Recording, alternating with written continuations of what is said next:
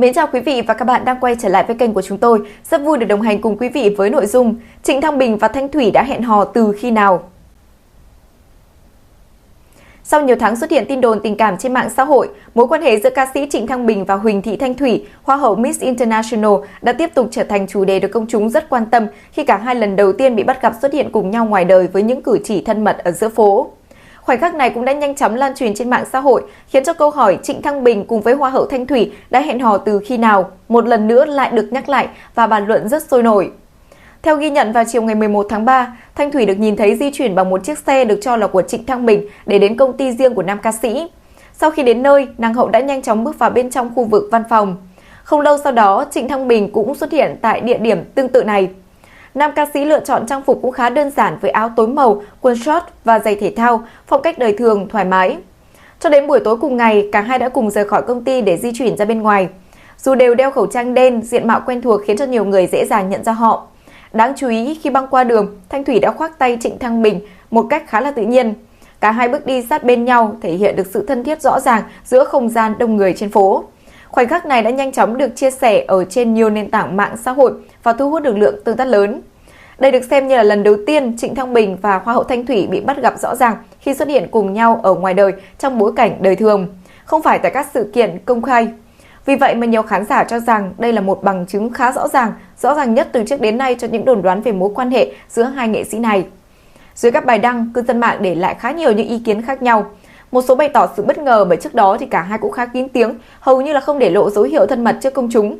Trong khi đó, nhiều khán giả lại tỏ ra thích thú và gửi lời chúc phúc, cho rằng Trịnh Thăng Bình và Thanh Thủy trông rất là xứng đôi vừa lứa.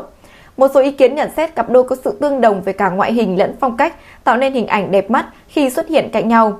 Thực tế thì nghi vấn hẹn hò giữa Trịnh Thăng Bình và Thanh Thủy cũng đã xuất hiện từ khoảng tháng 8 năm 2025. Thời điểm đó, cộng đồng mạng đã bắt đầu chú ý đến một loạt những chi tiết trùng hợp giữa hai người. Nhiều người phát hiện ra họ sử dụng những món đồ khá giống nhau như áo, khăn trùm đầu hay thậm chí là cùng một loại máy ảnh. Ngoài ra, cả hai còn bị soi check-in tại khu vực hầm gửi xe giống nhau trong cùng thời điểm. Dù không đăng ảnh chung hay là xuất hiện cùng khung hình, thế nhưng những chi tiết trùng hợp này đã khiến cho cư dân mạng đặt ra nhiều nghi vấn. Đến tháng 1 năm 2026, câu chuyện tình cảm giữa hai người tiếp tục trở thành đề tài bàn tán khi Hoa hậu Thanh Thủy bị phát hiện di chuyển bằng một chiếc xe được cho là của Trịnh Thăng Bình để đến tham dự một sự kiện. Thông tin này cũng đã nhanh chóng lan truyền trên các diễn đàn giải trí, khiến nghi vấn hẹn hò lại càng được chú ý hơn. Tuy vậy, giống như những lần trước, cả hai đều giữ im lặng và không đưa ra bất kỳ một phản hồi nào về những suy đoán của công chúng. Một diễn biến khác cũng đã từng khiến cho cộng đồng mạng phải bàn luận, đó là khi Trịnh Thăng Bình và Hoa hậu Thanh Thủy đã cùng xuất hiện tại buổi ra mắt của phim điện ảnh Thỏ ơi của nam đạo diễn Trấn Thành vào giữa tháng 2 năm 2026. Trong đoạn video được chia sẻ trên mạng xã hội, cả hai đứng trong cùng khu vực nhưng giữ khoảng cách nhất định. Điều gây chú ý là họ gần như không có bất kỳ tương tác nào, không ánh mắt, không chào hỏi, thậm chí còn tránh đứng gần nhau quá lâu. Và chính sự lơ nhau này lại càng khiến cho cư dân mạng bàn tán sôi nổi. Một số người cho rằng cả hai đang cố tình hạn chế tương tác để tránh làm dấy lên thêm tin đồn về hẹn hò.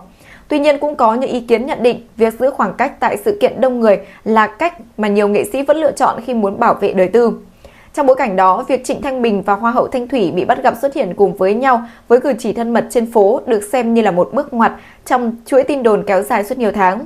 Dù cả hai hiện vẫn chưa chính thức xác nhận mối quan hệ, thế nhưng hình ảnh khoác tay nhau, đi dạo cùng nhau giữa đời thường lại khiến cho nhiều người phải tin rằng cặp đôi có thể là đang trong giai đoạn tìm hiểu.